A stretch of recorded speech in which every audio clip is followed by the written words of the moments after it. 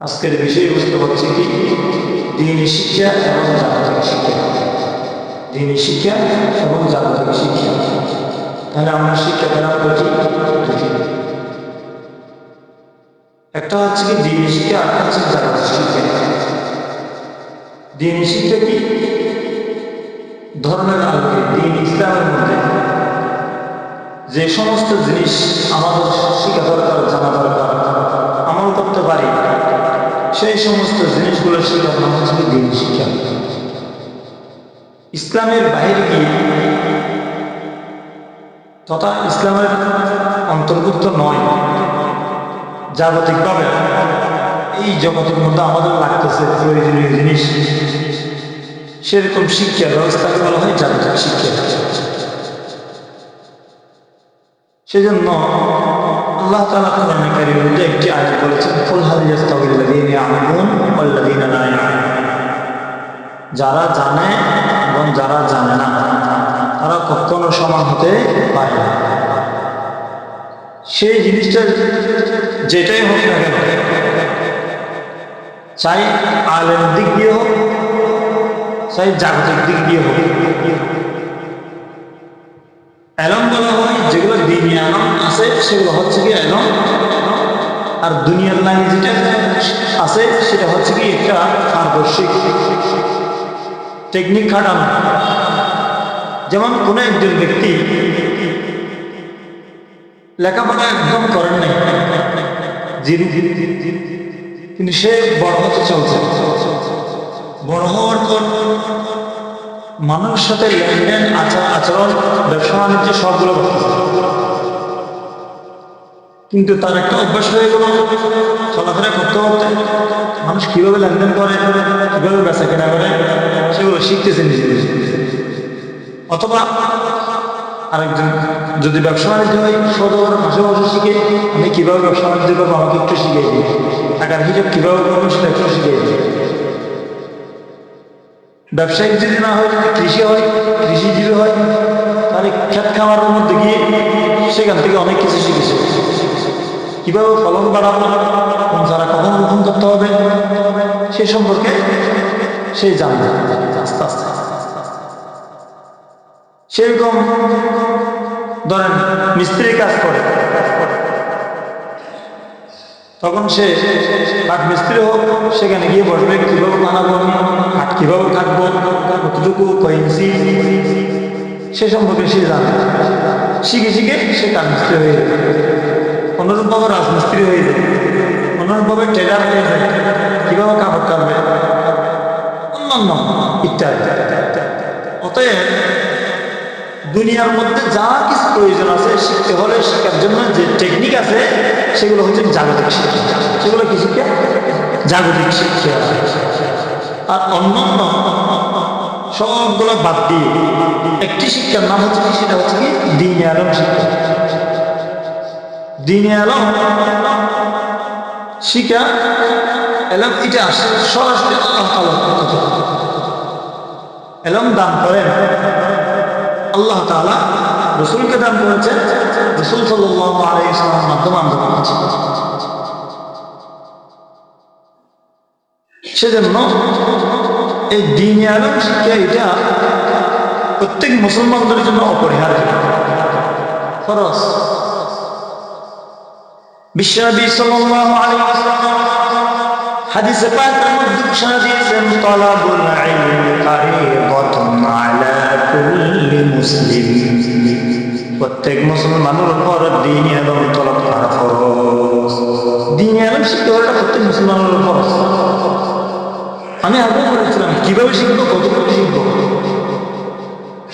বই উচ্চার যতটুকু, যার টাকা পয়সা যতটুকু সে অনুপাতে সে অনুযায়ী তার উপর দ্বীনি আলম শিখতে ফরজ।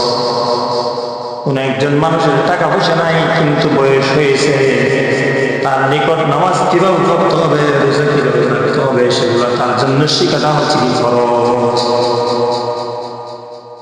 টাকা পয়সা বলা হয়েছেন তখন তার জন্য হজ কিভাবে করতে হবে সেটা তার জানা ফরজ। আবার যাকাত কিভাবে দিতে হবে তার সেটাও জানা উচিত, তার জন্য ফরজ। কথা বুঝতে পারছি? তাহলে দ্বীনে আলম শিক্ষা এটা অপরিহার্য, যার যতটুকু সম্ভব, যার যতটুকু ক্যাপাসিটি। আমাদের কতটুকু জানা দরকার, আমাদেরও সেই অবস্থা। কোন ব্যক্তির যে আলেম হয়, মুসা আলাইহিস সালাম কি ভাষণ দিয়েছেন, কি কাজ করেছেন, সেগুলো জানা একজন আলেমের জন্য কর্তব্য, জানতে হবে। নাহলে আপনি যদি জিজ্ঞেস করেন যে মুসা আলাইহিস সালাম নাই, মানুষেরা কিরকম ছিল একটু বলেন, আমি জানি না, তাহলে সেটা আলেমই হবে, জানা দরকার। সেগুলো আমার ফরজ নয়, সেগুলো হচ্ছে কি নফল। কিন্তু যে ফরজ হচ্ছে কি, আপনার ফরজিয়ত আপনাকে দুনিয়ার মধ্যে পাঠিয়েছেন আল্লাহ তাআলা, যে সমস্ত জিনিস আমাদের উপর ফরজ করেছেন, সেই সমস্ত ফরজ ইবাদতগুলো করার জন্য যে সমস্ত জিনিস প্রয়োজন সবগুলো জানা সকলের উপর ফরজ। আর আলেম হওয়া ফরজ কিফায়া। সকল মুসলমান যদি আলেম হয়ে যায়, তাহলে ঠেলা গাড়ি কে চালাবে, ভ্যান কে চালাবে, রিক্সা কে চালাবে, ট্রাক কে চালাবে? আলেম হওয়া ফরজ নয়। যতটুকু আপনার জানা দরকার, একজন মুসলমান হয়ে যতটুকু জানা দরকার, ততটুকু শিখাটা আপনার জন্য ফরজ। উদাহরণ দিয়েছিলাম আমি, টাকা পয়সা নাই তার জন্য এক ধরনের, টাকা পয়সা আছে তার জন্য আরেক ধরনের। সেজন্য রাসূল কারীম সাল্লাল্লাহু আলাইহি ওয়াসাল্লাম বলেছেন, তালাবুল ইলম ফারিদাতুন আলা কুল্লি মুসলিম। প্রত্যেক মুসলমানের উপর দ্বীনে ইলম তালাশ করা তার জন্য ফরজ। যে সমস্ত ফরজগুলো আমাদের জানা হয়ে যাবে, যারা সবগুলো আমল পুঙ্খানুপুঙ্খানে আমল করবে, আর জানার পর একে অপরের নিকট পৌঁছাবে, তার জন্য সওয়াব হয়েছে। বিশ্বনবী সাল্লাল্লাহু আলাইহি ওয়াসাল্লাম বলেছেন কি, বাল্লিগু আন্নী ওয়ালাউ আয়া। আমার পক্ষ থেকে যদি তোমরা একটিও বাণী পেয়ে যাও, তাহলে তোমরা মানুষদের নিকট পৌঁছে দাও। এটা রাসূলের আদেশ। কারণ দ্বীনে ইলম ওগুলো থাকবে না, তো চিরতর নয়, থাকে না, ওগুলো চলে যাবে। যেদিন দ্বীন পরিপূর্ণ হয়ে গিয়েছিলেন, সেদিন আবু বকর সিদ্দিক রাদিয়াল্লাহু তাআলা কান্না করেছিলেন, বলছিলাম না? কেন? দিন থেকে কোনো হ্রাস পেয়ে যাবে, কোনো কমতি হবে নাকি, সেই বই কান্না করতেছেন তিনি।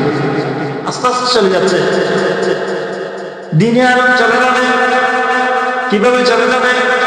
রাসূল কারীম সাল্লাল্লাহু আলাইহি ওয়াসাল্লাম তাও হাদিস পাকের মধ্যে ঘোষণা দিয়েছেন, আল্লাহ তাআলা কোরআন শরীফে এই সামানত করগুলো তুলে নেবেন না।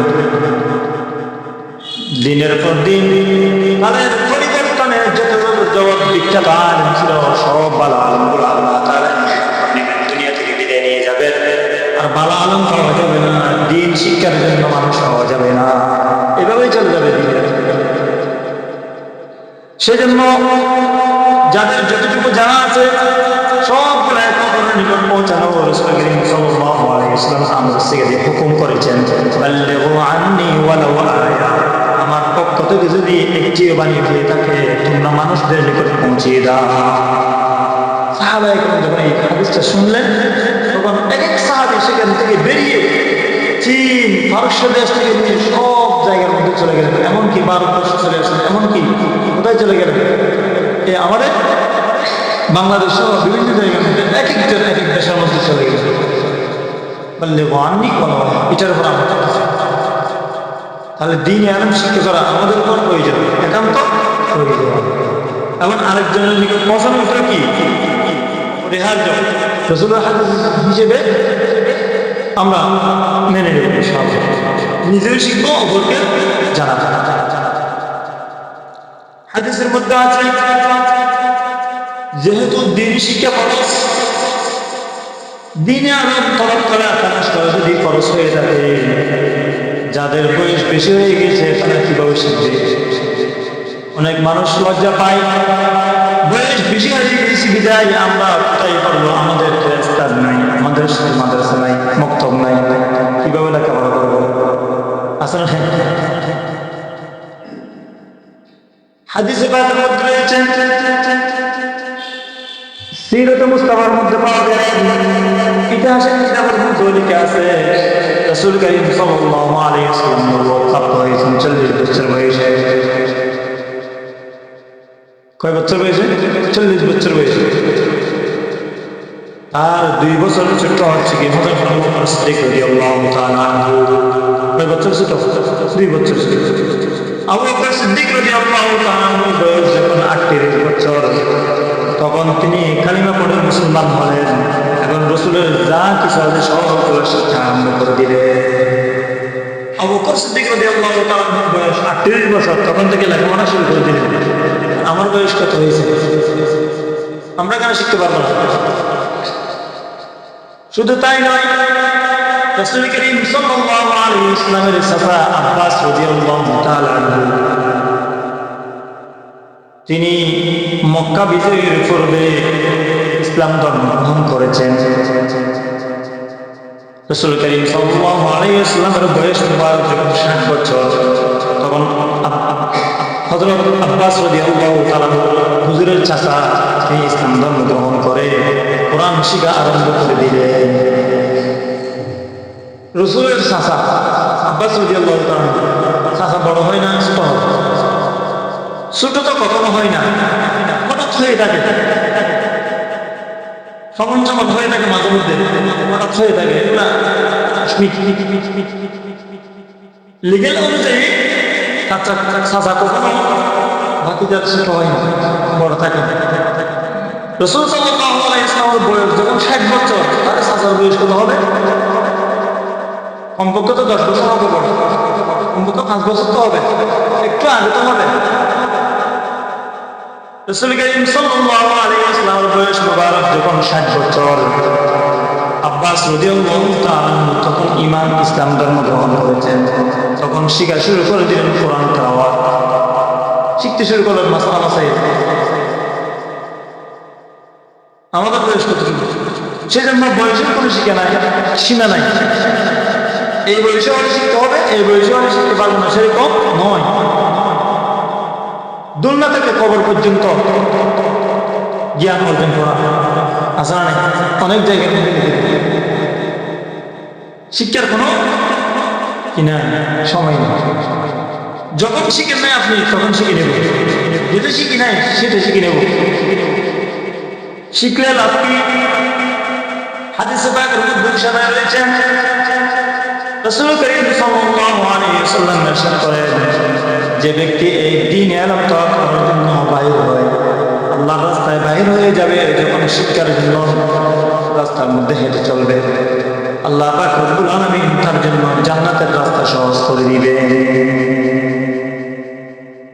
রাসূল করিম সাল্লাল্লাহু আলাইহি ওয়াসাল্লাম বুখারীর মধ্যে হাদিসটি বর্ণনা করেন, মান সালাকা তরিকান ইয়ালতামিসু ফীহি ইলমান সাহহালাল্লাহু লাহু বিহি তরিকান ইলাল জান্নাহ। যে ব্যক্তি আল্লাহর রাস্তায় বের হয়ে যাবে, শিক্ষা অর্জনের জন্য বের হয়ে যাবে, আল্লাহ পাক রব্বুল আলামিন তার জন্য জান্নাতের রাস্তাকে সহজ করে দিবে। কিভাবে সহজ করবেন? এই হাদিসের ব্যাখ্যার মধ্যে লিখেছেন মুহাদ্দিসিন ইকরাম এভাবে লিখেছেন, যারা তালিবে ইলম শিক্ষার জন্য বাইরে নিষেধ, তাদের জন্য আল্লাহ তাআলা জান্নাতের রাস্তাকে এভাবে সহজ করবে। কিয়ামতের দিন কোনো মানুষের হিসাব নিকাশ করতে যদি 500 বছর লাগে, ওই তালিবে ইলমদের জন্য লাগবে 1 বছর বা 1 দিন বা তার চাইতে কম, বা 1 ঘন্টা। যদি হিসাব নিকাশ যদি 1 ঘন্টার ভিতরে হয়ে যায়, তাহলে তার জন্য জান্নাতের রাস্তা সহজ হয়ে যাবে। হিসাব নিকাশ আগে হয়ে গেল, তখন জান্নাতের রাস্তা সহজ, জান্নাতের মধ্যে সে হবে।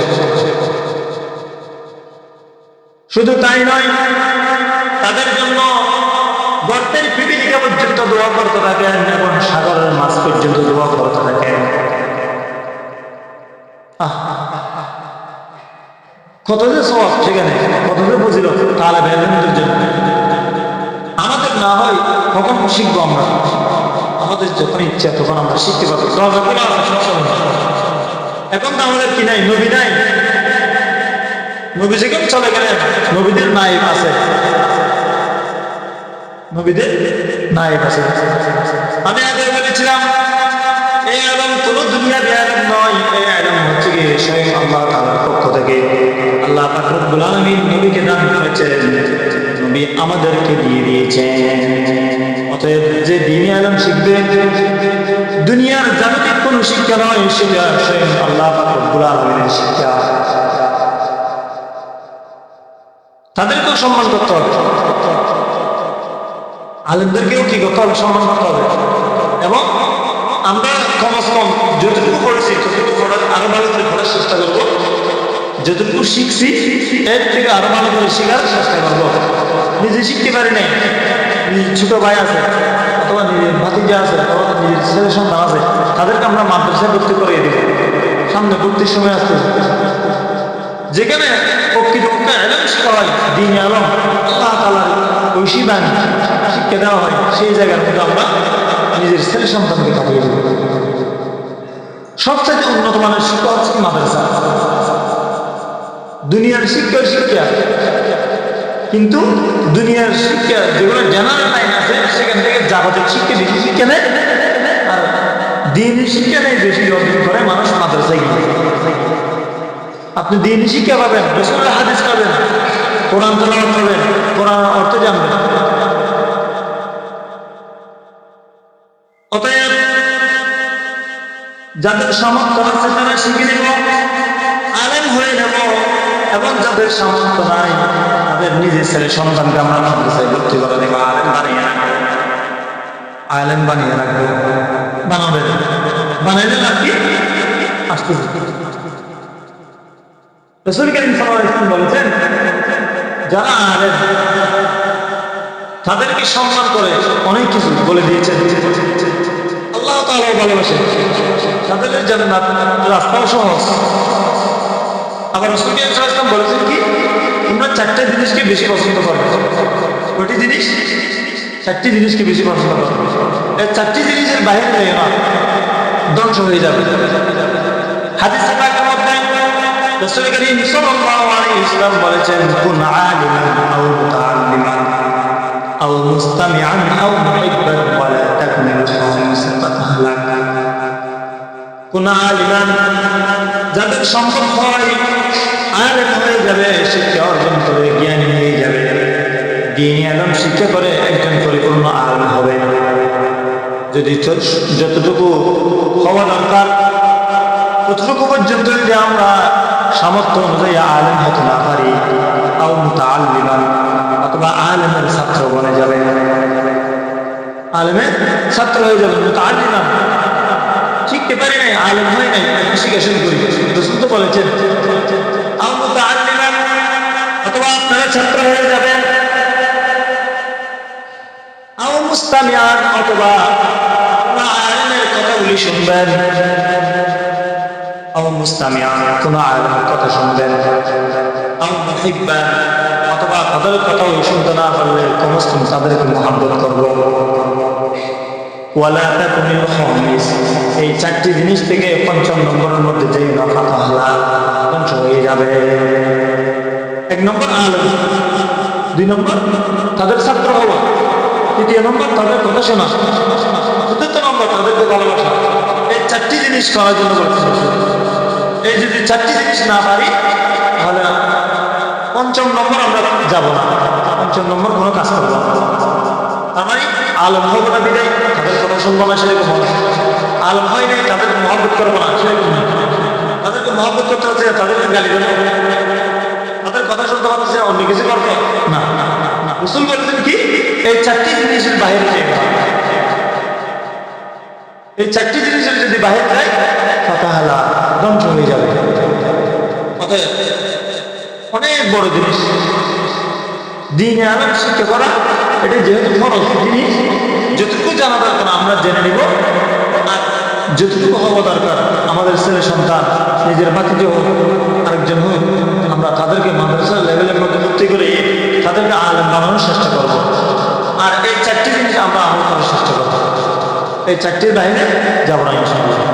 অতএব সামনে যেহেতু ভর্তির সময় আসতেছে, আমাদের মাদ্রাসা ইসলামী মাদ্রাসা, যেখানে আমাদের মাদ্রাসা,